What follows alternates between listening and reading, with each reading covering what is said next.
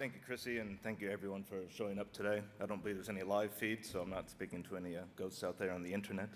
So it's a pleasure to be up here today. We saw Iggy present earlier talking about the dream team of lithium production. I like to think that Dreadnought has the dream team of exploration.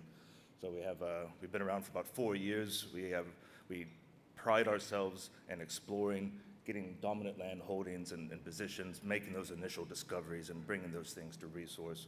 We're 4 years into our journey now. We've grown from a 3 to 4 mil market cap to 180 mil market cap today on the back of delivering discoveries, delivering resources, and it really feels like for the next 6 months, 12 months, we're only just getting started. We've delivered our rare earths, getting into nickel, getting into copper, and it's a very, very exciting time for Dreadnought and our shareholders. So I'll move usual things. So Dreadnought Resources, the other thing I want to highlight about us as a company, we're certainly not a lifestyle company. We've put in $5.3 million of our own cold hard cash into the company over time. That's including our last cap raise, which was done at 10 cents on the back of the rare earth run and high rare earth prices. And we continue to invest in our company because we see the value of what we have and what we're going to have going forward. Since this is the New World Metals Conference, as I said, we are an explorer. We love to find metal. That is why we are here. We don't really care what metal that is, as long as there's demand for it. The world tells us what to find, and we go find it. But since this is the New World Metals Conference, I'll talk about what we have coming up over the next 6 months. That is rare earths, the light rare earths, vanadium and praseodymium. We do have a heavy rare earth project as well. Let's come by the booth and talk about that one. And we'll also talk about the nickel, which we're drilling with our joint venture partner, First Quantum.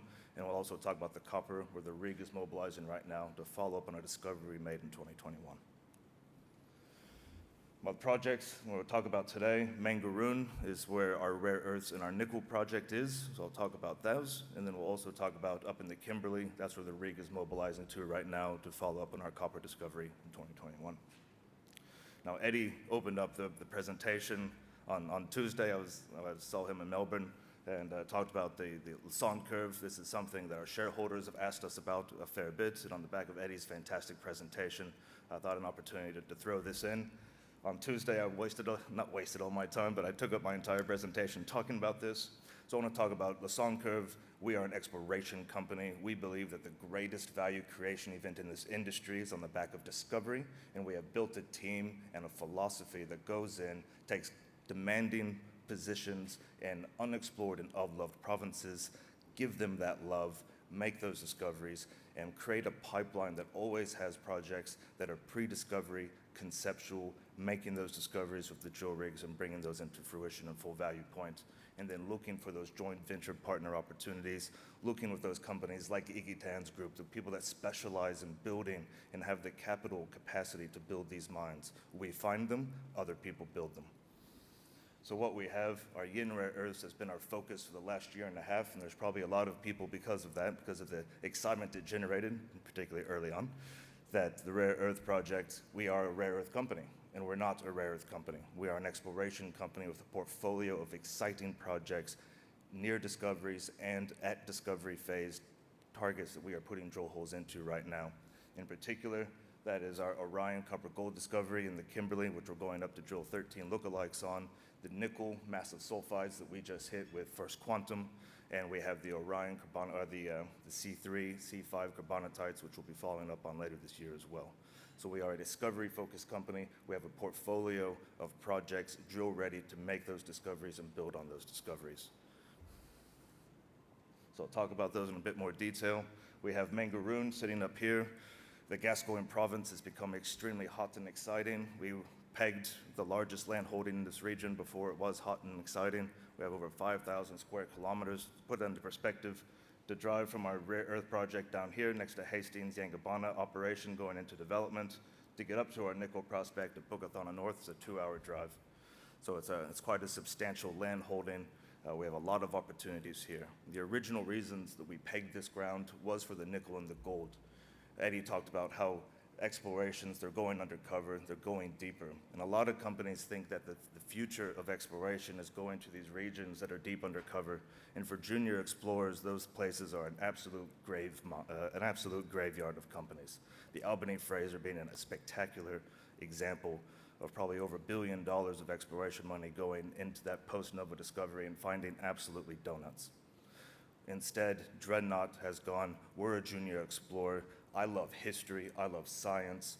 Let's look at areas that are unloved, where the rocks are sticking out of the ground, and going up there and finding things that we can explore, that we can maintain, that we can advance. And while people think that outcrops aren't sticking out of the ground anymore, our rare earths were sticking out of the ground, found with a rock chip. Our nickel high tenor copper sulfides sticking out of the ground, hit those with a rock chip, and that's what got First Quantum involved early on. Our gold that we have up there, same thing. This region has been unloved to the fact that when it was remapped in the 2010s, early 2000s, the head of the GSWA told the geoscientists in charge of that mapping program that there are no minerals in the Gascoyne region and they weren't going to get extra budget to pursue. So when you have this long history of people that believe, even the GSWA, that there's no mineral potential in a region, there's been no exploration up here, and we saw that. As a geologist, exploration is simple. Where is there been nothing found before? Should it have something? Go out there and kick the rocks. When you look at the greatest discoveries in WA over the last 10, 15 years, your Julimars, it's a bit on the nose at the moment, but it's a great discovery. If you look at your Gruyères, you look at your Hemis, all of these were done in regions that had no previous exploration, that were unloved. Opening up new search spaces where you find the great deposits that are going to carry and provide the metals for our future. And Mangaroon was something that we believed in very early on, and it's continuing to deliver for us with our rare earths, our nickel, and our gold. So the rare earths I'll touch on very briefly. We have been a rare earth company for the last year. We've delivered in 12 to 18 months. We have matched the resource base of the incumbent next door to us, who is currently building a mine. We've delivered a resource up there twice, and we have another third resource update coming for that, which will help underpin the strategic value of this operation. Why do we think this has strategic value? Because there's billions of dollars being built in Western Australia already to process monazite. You have Lynas building in Kalgoorlie, you have Iluka building in Eneabba, and both of those facilities are underutilized and looking for feed. So while there might be a Chinese-controlled neodymium price and some negativity in the market, we continue to have inbound strategic interest, and we see strategic value in this asset. And that's why we delivered that resource and done the work that we've done over the last year and a half. Taking a step back, you can see that strategic interest also from a consolidation play. You have Hastings, Yangibana next door. They're the incumbent going into production. We've come over here and found the other half of those ironstones. And like I said, we've nearly matched their resource base in a year and a half of drilling. And looking at those thicker and higher grade at surface, better mining parameters than any of the resources next door. In addition to that, ever since Newmont looked out here in the 1990s at the Yangibana ironstones, the question has always been, where are the source intrusions? Where are the big carbonatites? Where's that Mount Weld, Mountain Pass, Arasha, Kangankundi opportunity for this region? Because the ironstones are the peripheral rings and radial dikes emanating out from a central intrusive complex. And last year, we found and first identified that central intrusive complex, that C1 to C5 sitting right here. We started drilling that this year. We keep trying to find the edge of this intrusion. Our first interp said that this was 4.5 kilometers long. We went to drill to the perimeter of that, and it grew us a bit more. We've continued to drill, and we continue to not find the edge of this intrusion. We've stepped out again. This carbonatite intrusion has gone from something that we think is 4 kilometers long to something that could be 15 plus. Why is that important? You look at one of the largest rare earth mining regions in the world, that's Bayan Obo in China. That is 3 rare earth deposits hosted within a carbonatite complex that's 15 kilometers long and 1 to 2 kilometers wide. We're now getting up to that scale of an intrusive carbonatite complex. We have C3. There is nothing to indicate that that is the best or the worst deposit or the only deposit within that carbonatite complex. So we're doing some geophysics on this, and we'll come back and do targeted work looking for a thicker and higher grade carbonatite deposit that might be sitting within that complex. Very early days, very exciting. That could be a very significant step change for that region and for Australia. Moving on to the nickel, our joint venture with First Quantum. So we still own 100% of this project to date. They have to spend 12 mil to earn the initial 51%. The idea behind that being that they need to find something of their size, and if they're spending 12 mil, that means it will be something they believe can be turned into a resource that they will eventually mine. We are then free carried all the way up into a decision to mine, in which case they get 70% of the project, and we are free carried at 30%. Next steps, we've had some early hits on this project.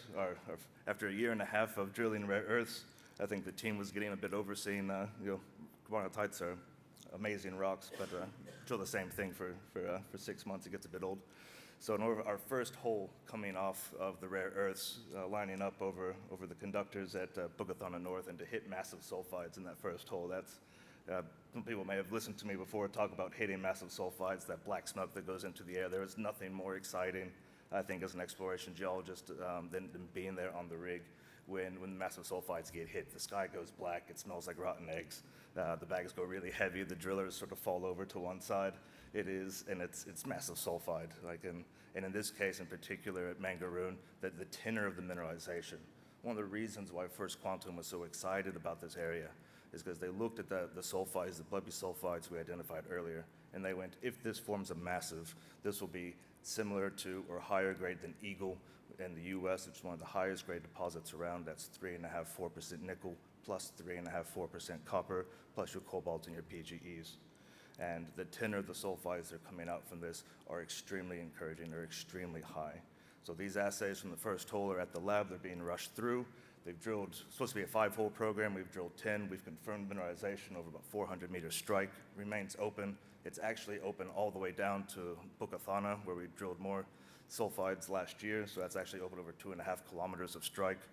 And what's really exciting about this is, one, this system continues to prove that it's fertile. It is dropping out sulfides at trap sites within this, and it's extremely high tenor. So there's two sides to that are really exciting. One, the mineralization that we've hit following up and stepping out from this, those are blind step-out holes, and they continue to hit mineralization, including semi-massive sulfides down here in hole 19. I clicked the wrong button. And that means all of the exploration, the geophysics that First Quantum's done to date, failed to light that mineralization up. So the EM techniques that have been used to highlight the massive sulfide have missed significant mineralization. When you have tenors like this, you could have 50% waste in that sulfide, which would not conduct, and that would still be higher grade than Nova Bollinger. The tenor of this mineralization is very exciting, and the exploration techniques done to date have potentially failed to light up a mineralized body of that grade and tenor. Secondly, the depths of this intrusion, we continue to confirm that these intrusions are like kitchen funnels, and you take that kitchen funnel and you squeeze it. And this program here, First Quantum was designing where that funnel came close to the surface. We hit sulfides there. The real prize is going to be where that choke point is in that funnel, and that exploration work hasn't been targeted yet. So we see the potential for the net texture disseminated mineralization similar to Zhenchuan has not been highlighted by work to date. That work will be changing very quickly, nor have we looked for that significant choke point which could host high tenor massive sulfides in significant abundance. So very, very exciting. We're looking forward to continue to work with First Quantum on that project. Now, that rig, while that geophysics is happening, IP and everything else on site, we're moving back up to chase up why we exist originally as a company, which is the Kimberley region, off-limits exploration since 1978. Rory Woodall, last person to work up there in 1958. There's Chappie up there in 2021. Mineralization sticking out of the ground. We're not going deep undercover. We identified, I did the very first geophysics. We've collected the very first geochemical data. Our first discovery, based on geophysics alone, hit mineralization, 16 meters of massive sulfide, copper, silver, gold, and cobalt. Very exciting. We now have 13 Orion lookalikes, 5 of them with Gossans, with similar geochemical signatures that are larger and stronger than Orion itself, and the coincident DM anomalies. You can't ask for much more than this. There are no guarantees in exploration, but I can guarantee that from next week, we'll be drilling all 13 of these targets and deliver more discoveries. Thank you very much.